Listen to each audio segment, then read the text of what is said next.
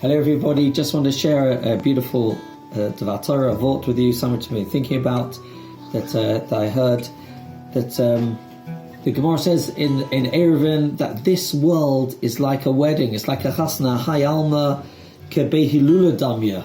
And there's a beautiful thought from the great Rebbe Reuven Stepsky, who said a very interesting insight. Why is this world like a wedding? What's the connection? What's the similarity between a wedding and this world? So the difference is that wedding, at a wedding there's lots of things happening. There's music playing, there's a beautiful chuppah, and there's flowers, and there's a great reception going on, and loads of people there, and people's outfits. There's so much going on. A lot of ikka things are happening at a wedding. But what is the most critical linchpin that's happening at the chasna? You can have a beautiful thing there, but when the chosan and the color are underneath the chuppah, and the chosan says Hari at mekudeshes, but he forgot to say the word li, or he forgot to be koina the ring, he didn't own the ring, or it was less than the value of a pruta, for example, then the whole wedding is off. That means even though everybody's still dancing and everybody's having their beautiful catered meal, and there's a 12-piece band playing, and everything's going on, but the couple are not married. So it seems it's only something small, but really it's ikka. That one word, the li, is critical.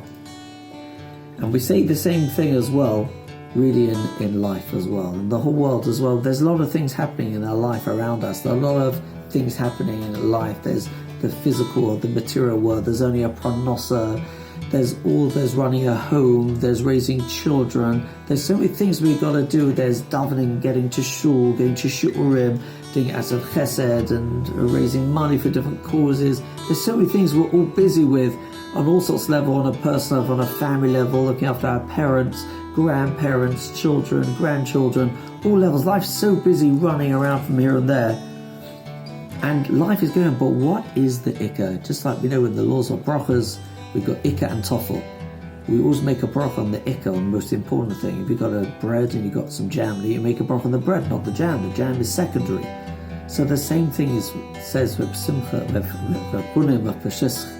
he said the same thing is with this world like a chasna. This world, you can get carried away and you can think, wow, look how beautiful those flowers are. Wow, look at the bride's dress.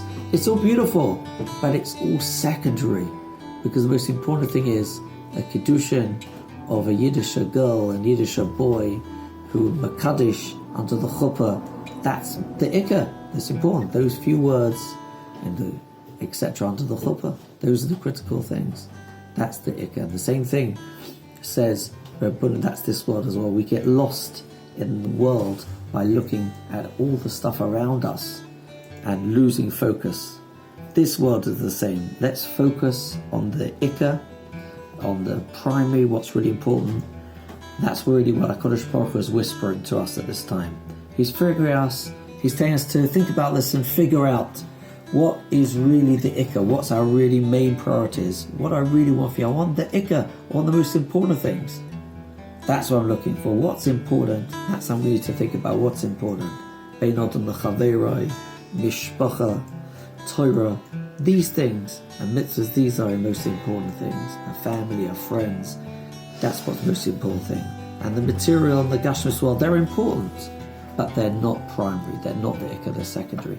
And with this, I'd like to finish with a beautiful kliyaka, which when Moshe Rabbeinu first sees in Shemos, Perak Gimel, Posek Base, he sees the burning bush, and he sees that the bush is burning, but it's not being consumed. And the next pasuk Gimel, Moshe says, Asura na ve'eres amare hagadol hazeh. Let me Asura.